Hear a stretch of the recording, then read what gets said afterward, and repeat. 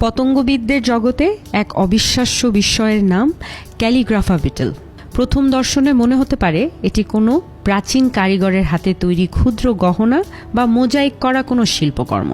তবে আসলে কিন্তু এটি কোনো জড়বস্তু নয়, বরং এটি হলো মধ্য আমেরিকার অরণ্যে ঘুরে বেড়ানো এক জীবন্ত পোকা, যার পিঠের নকশা বিজ্ঞানীদের আজও মুগ্ধ করে চলেছে। এই পোকার পিঠের সাদা ক্যানভাসের ওপর যেন নীল এবং সোনালী কালিতে কেউ নিখুঁত ক্যালিগ্রাফি বা নকশা এঁকে দিয়েছে। ক্যালিগ্রাফা নামটি এসছে গ্রিক শব্দ থেকে, যার অর্থ সুন্দর লেখা।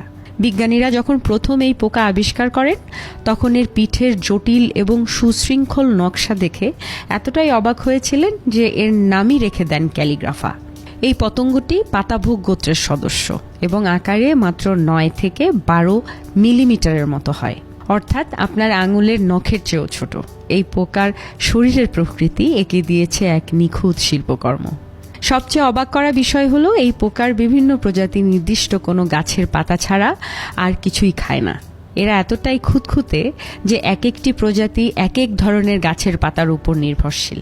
যেমন ক্যালিগ্রাফা শুধু ডগউড গাছের পাতাই খায়। বিজ্ঞানীরা মনে করেন তাদের এই জটিল নকশা আত্মরক্ষা এবং সঙ্গীকে আকর্ষণ করার একটি কৌশল হতে পারে।